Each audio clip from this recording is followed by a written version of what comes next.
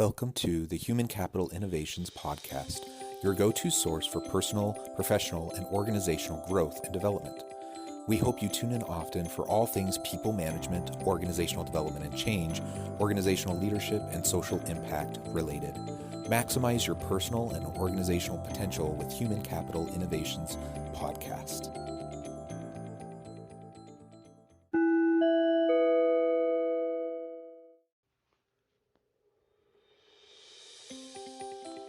Welcome to the Human Capital Innovations Podcast. In this HCI podcast episode, I talk with Nicole Smith about utilizing volunteers and interns to drive organizational success.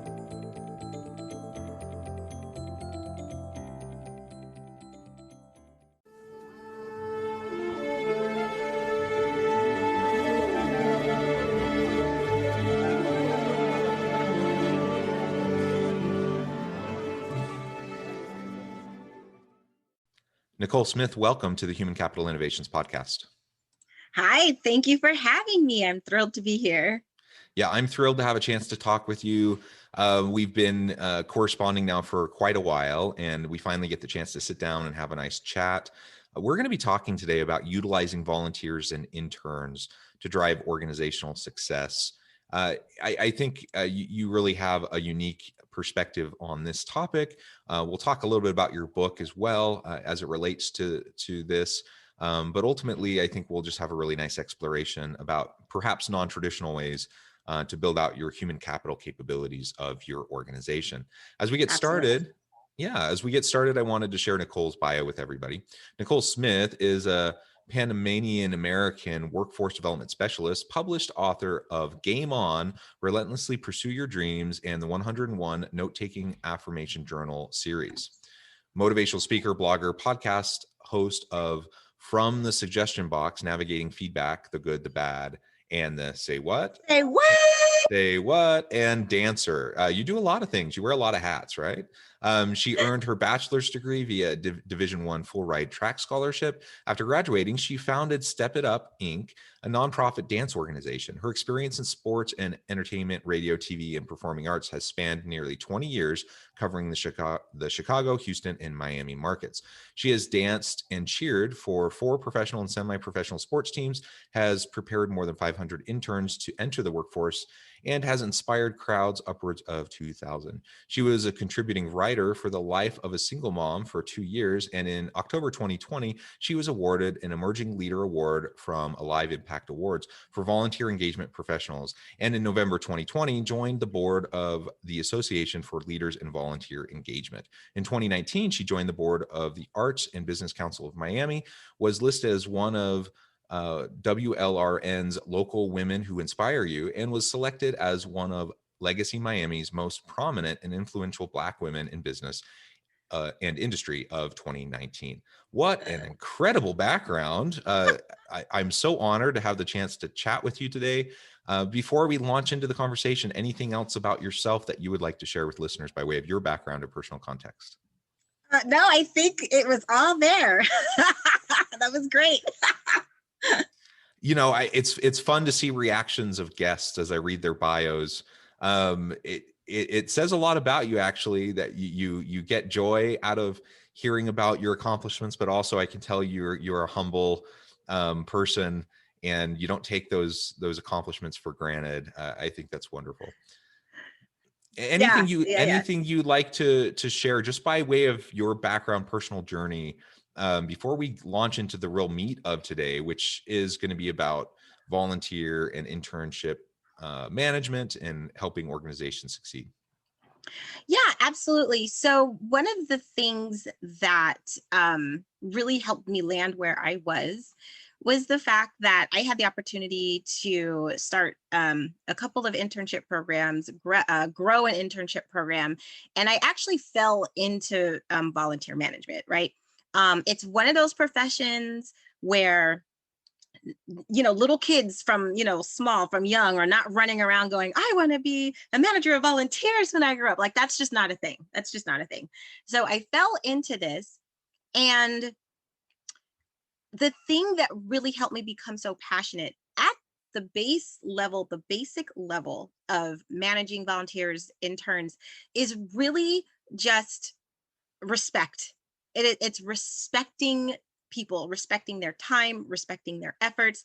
The same thing that you would do with a paid employee, respecting their efforts, respecting the time that they're putting in, getting their opinions. And so what I found was even times I would go to volunteer for things, it would drive me nuts if people were like, "Oh my gosh, we need so much help. Please, please, we need your help. We need your help." And I'm cool. I am there. I'm there to help you. And then I get there, can't find the person who requested me, or there's nothing for me to do. And I'm like, look, but time is precious. Time for everybody is precious. And if I choose to spend my time with you, like that's time I'm not getting back. And I have no problem. I have no problem carving out time and driving in the traffic and doing everything that I need to get there. Because if you say you need my help, then by golly, I am here to help you. But when I get there and I'm sitting around for 2 hours because you didn't figure it out, or the materials didn't come, or just all these other reasons, being on that end of it is what has made me so passionate about really talking to people about the value of your volunteer program. Because the thing about it is the word of mouth aspect is huge, and a lot of people seem to forget that, and they overlook the volunteer, they overlook the intern, they underestimate them.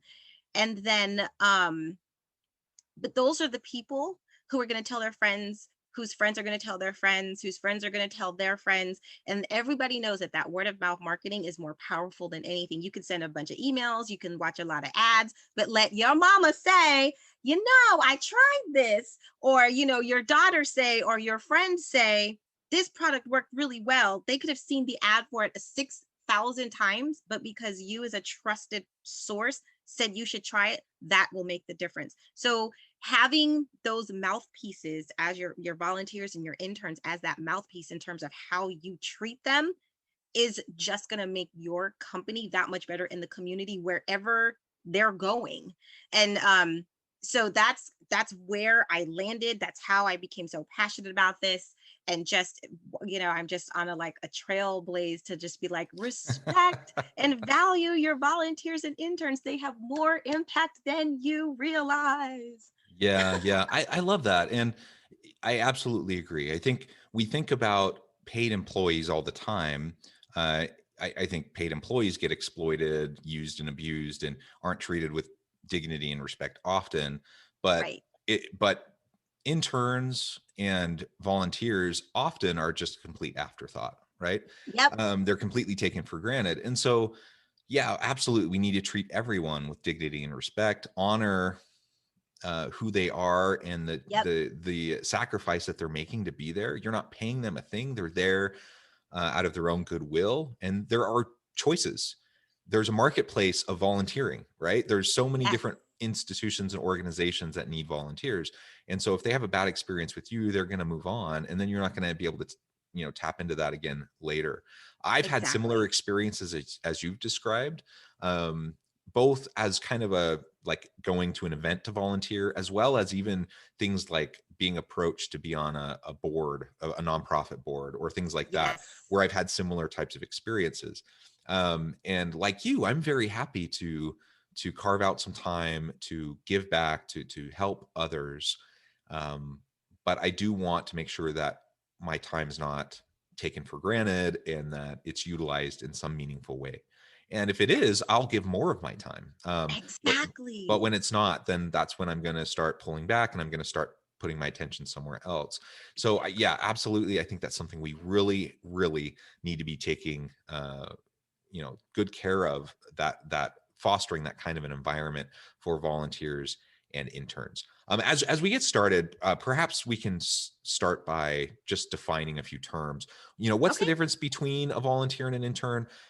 I'm a university professor. I have students go out and do internships all the time. Sometimes they're paid internships, sometimes they're not paid internships, and so in a sense they're volunteers. But when we talk usually about volunteer management versus interns, what's the difference that you see there?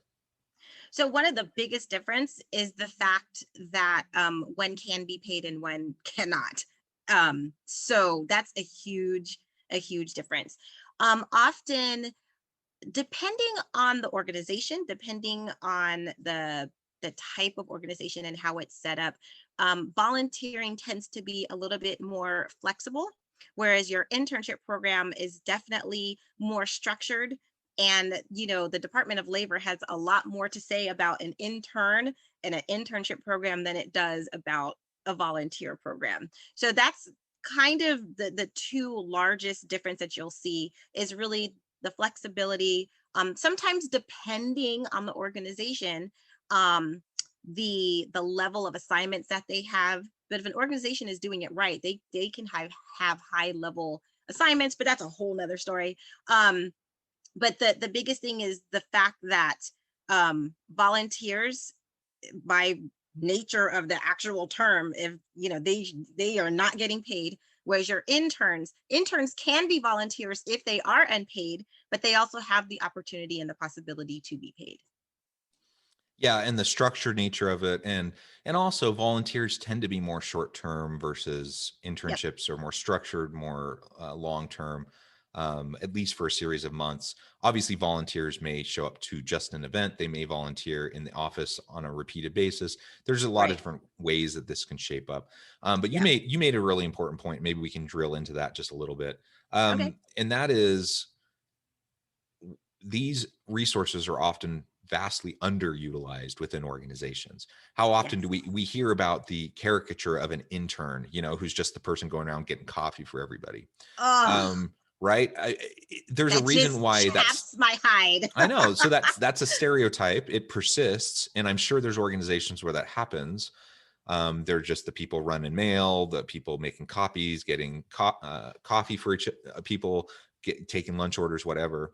And, pay your dues, do some of those types of things. That's fine. But there should be other meaningful work that you're doing, especially, if you're a university senior or something, you have a lot of good skills to bring to the table. Why not utilize those experiences? Or especially if it's a graduate intern or somebody. I mean, these are people that can make contributions. I see it every day with my students. They can go out and do really amazing things. And it's a travesty when they're not utilized, both for them, for their own professional development, but also for the organization who's not tapping into their skills. Exactly. Absolutely. You hit it on the nail. You absolutely hit it on the nail. So, one of the first things we need to do is just change our mindset, perhaps, within organizations. And I get it. I think, managers are busy, and they're trying to take care of their full-time and part-time employees. They're trying to make sure, their office is running smoothly and this, that, and the other, right? Putting out fires. And oftentimes, these non-paid interns or these volunteers or even low-paid interns, they're kind of an afterthought. And there's not, since the organization's not investing a lot in terms, they don't have tons of skin in the game in terms of, pay. Oftentimes, they just see it as, oh, it's a nice thing if I can get to it, but it's just one more thing. And I think switching that mindset is really, really important, because it's only when we switch that mindset, not only will we attract better volunteers and interns that we can then utilize, that will help drive the business and drive the success of the organization. But again, it will also really better benefit those people who are trying to engage with your organization. It will help prepare them professionally, and they'll become, brand ambassadors for your organization once they leave.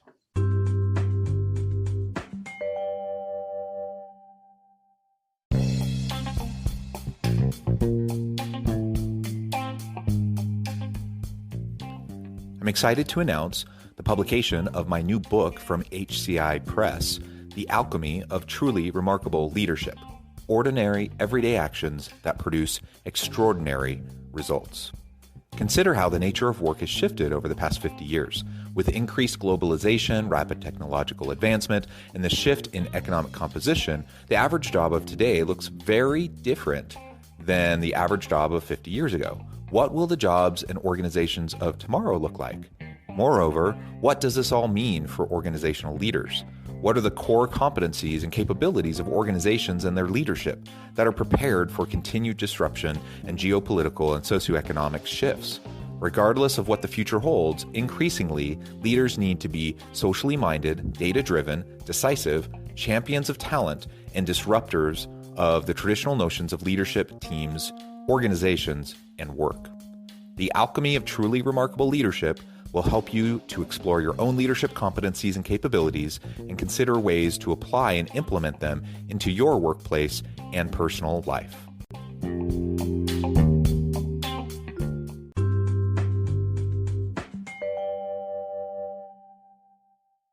Absolutely. Absolutely.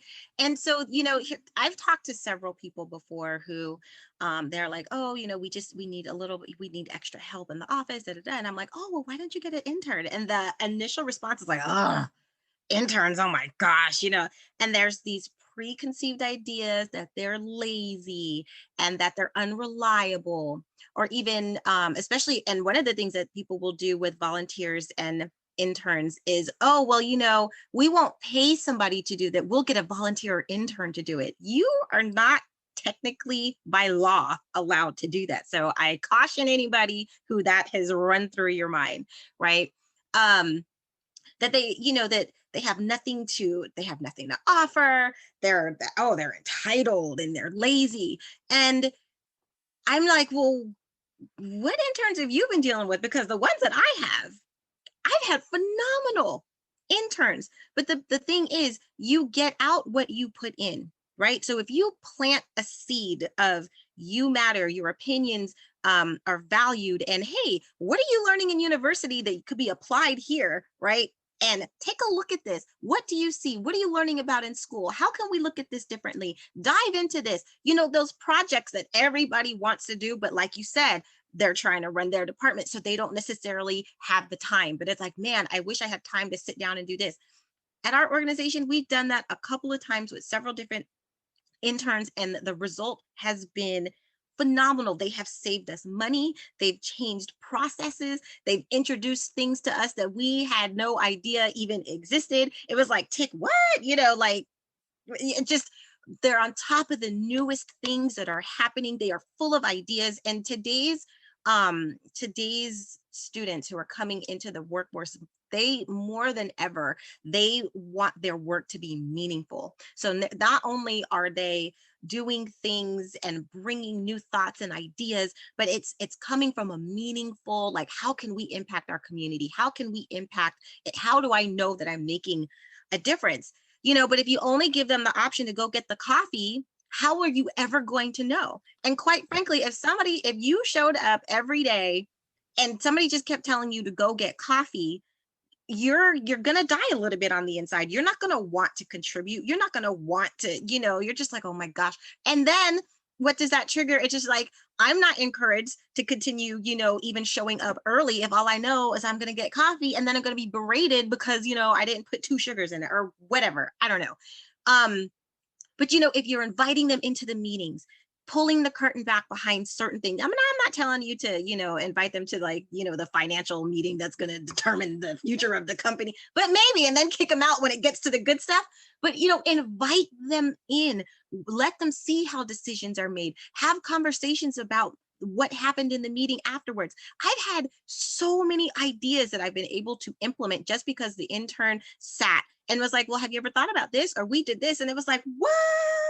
I would have never, because I've been so used to the norm and the rudimentary, okay, do it this way. And just sometimes that one little idea can spark something. So as you pour into people and you plant that seed and you water it and you continue to let them know that they are appreciated, they're going to go above and beyond. Now, I'm not going to sit here and lie to you that we haven't had some crazy interns where I just looked at them and I don't know how you're going to survive in the world. Like, yes, those happen, but you can't throw out the baby with the bathwater, right? Well, Go ahead. Well, the thing is that happens with employees too, right? Yes, that's exactly what I was going to say. I was like, if you have a bad employee, do you fire everybody? oh, well, we had one bad employee, we can't have anybody work for us anymore. No, you coach and work with that one person, and then if it doesn't work, you get rid of them. You coach and you work with that intern, and if it's not working out, then you let them go. You don't just get rid of your entire program. Like, and are you asking for feedback? Are you asking for, was this a meaningful experience? Where are you going to find these particular there's a lot of stuff that comes with it, but we have had interns that have made phenomenal impact, who have not only gone on to eventually get hired in the organization, but if they weren't able to work at our organization, they made contacts through the internship to go work at other places and have done amazing things. And now I'm watching them on LinkedIn, and they're hiring people, and they come back to me and they're like, oh, I'm like the director of HR now, and I remember our internship. I wanted to send this to you to see if we can, get it to those who are, it is this is like a beautiful family tree, the circle of life of it all.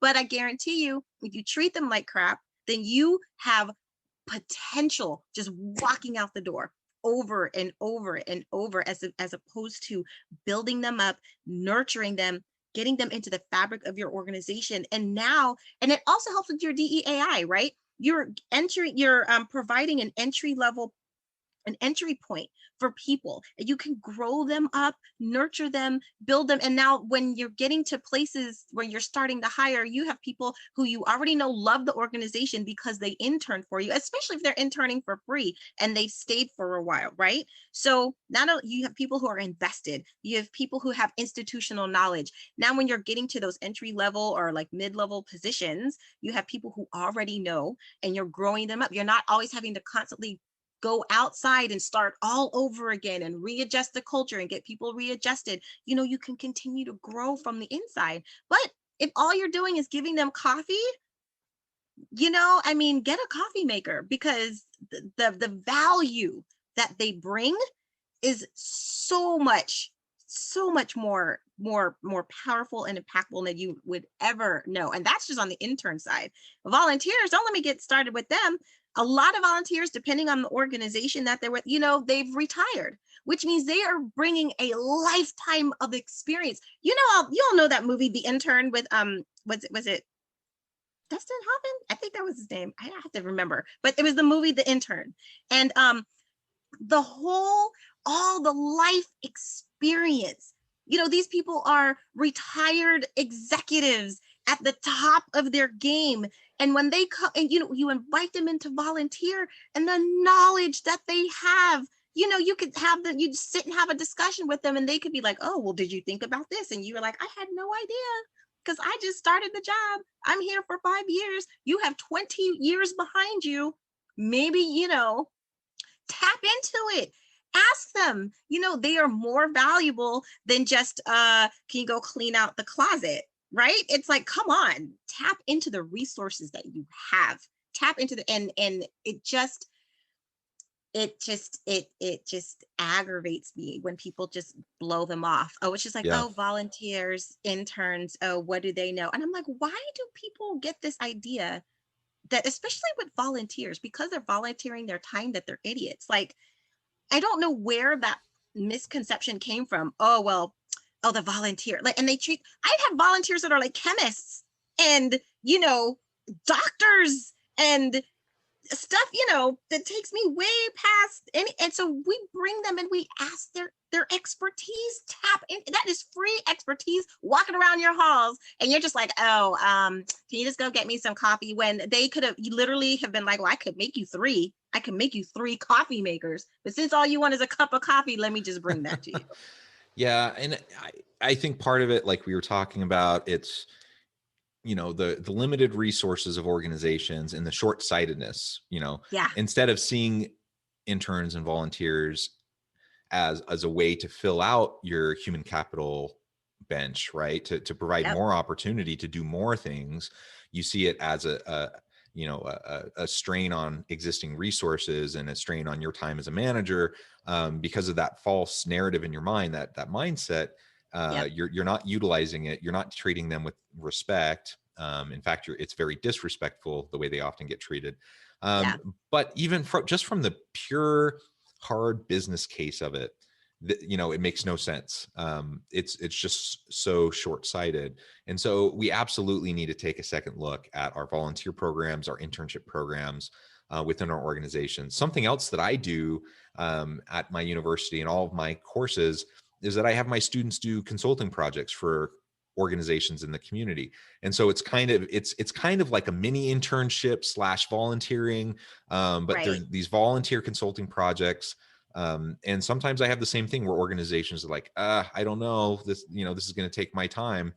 But I'm like, I got a team of 5, 6 students who are skilled, who can put in hundreds of hours into this project to help you do something you're never going to get to. And it might take 10 hours of your time. Right. That seems like a Right. no-brainer. And usually they come around, they start to see that. And especially if they have a chance to do a project with my class, then they realize, oh, this is amazing. But I think we just don't, as I speak, we quote unquote organizational leadership as a whole, Yeah. around the country, we don't utilize these types of resources nearly to the extent that we can or that we should. And you also mentioned something that's just so important. Young millennial and Gen Z workers and students, they want to make an impact. They want to make a difference. They want what they're doing to matter. They want to feel meaning and purpose and fulfillment in the work that they do. And that sometimes that gets labeled as entitlement, that they're, Hmm. like, go work a crap job for 20 years and someday you'll get to do something you love.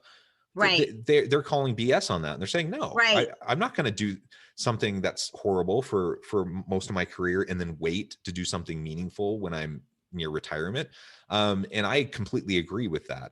Frankly, so I get frustrated when I hear people bemoaning millennial and Gen Zs for those sorts of things. I think it's absolutely the right mindset that we should be leveraging and tapping into. They just need a little mentoring, a little coaching, a little guidance, Yep. A and little then guidance. set them loose with their passions, and they'll do amazing things. Amazing. They will blow your mind. They've blown my, I've been like, it's just like, wow, wow, given the opportunity. Yep. Absolutely. Well, very good. Nicole, this has really been a lot of fun. We've only scratched the surface. I imagine we could probably talk for another hour easy. But I want to be mindful of the time and respectful of your time. So before we close for today, perhaps I can have you back on at another time. Before we close for today, I would like to give you a chance to share with listeners how they can get connected with you, find out more about your work, your book, your podcast, and then give us the final word on the topic for today. Okay, absolutely. So you can find me on all platforms at Nicole R. Smith net. Um, and yes, you mentioned that I am an author. I wrote a book, and it's really about goal setting and and what you have to do in order to see your goal through, the persistence of it all, right? Not giving up as soon as it gets difficult. And I just talked about the challenges that I had in trying to pursue one of my dreams that I wanted to go, that was so far fetched and just unrealistic. And everybody was looking at me like I was crazy, but I had to like silence the naysayers, and I went after it, and I made one of them. I didn't make all of them, but I did make one of them, and it was enough. So that's what that all kind of culminates. And then for like managers, people who are managers, who are especially first time managers, who are going through some things and have a hard time with feedback, navigating feedback, whether it be good, the bad, or the say what, because people will tell you some crazy things. And so the podcast is designed to help you determine, the feedback that you should keep and the feedback that you should just let go, consider the source and then go from there. So we have a lot of time, we have a lot of laughs. Just like and it's crazy because think like I said, the things that come out of people's mouths, sometimes you're just like, how did you ever, whoa. So we have a lot of fun with that. So yeah, I'm doing a lot of different things just because I'm so passionate about helping people. I've been through a lot, so I'm just trying to help other people, just help them go through it too, because I wish I had somebody to go through it, because I was like, what am I doing? I have no idea. So this is my way of giving back, to help others who are coming up. And so the final topic, I would say, let's take, the first start that you can do. If you have interns, if you know somebody who is an intern or anything like that, in July, July 29th is National Intern Day. Start now. Plan to do something nice for your interns, and don't bring them just like a cup of coffee, right? Do something nice. You have a whole month. You now know, depending on when this airs, you know when it's going to happen. Take some time out to recognize your interns. Take some time out to recognize your volunteers. I created a journal literally called 101 Affirmations for Volunteers. And it's a journal. They can write down notes, and there's affirmations just saying you are seen, you are heard, you are valued, just a way to say thank you to them. So start today. After you hear this, within the week, do something to recognize your volunteer or intern. And that would mean the world to me. Again, like I said, you can follow me, especially on LinkedIn. That's where I'm the most active, at Nicole R. Smith Net, but I'm on Instagram, Twitter occasionally. That's why I need my interns. I need an intern to do that. And yeah, all the other platforms too. Wonderful. Awesome, Nicole. It has really been a pleasure. You're a delight to talk with. I encourage listeners to reach out, get connected with Nicole, find out more about what she can do for you. And as always, I hope you can stay healthy and safe, that you can find meaning and purpose at work each and every day. And I hope you all have a great week.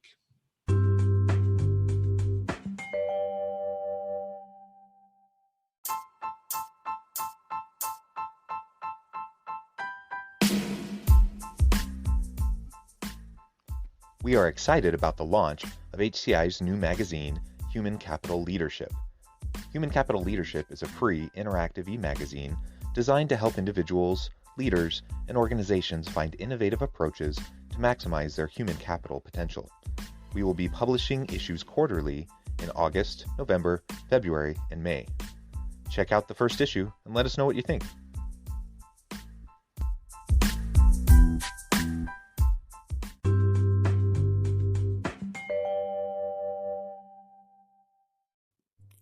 Thanks again for joining us for this episode of the Human Capital Innovations Podcast. I hope you stay healthy and safe and that you have a great week.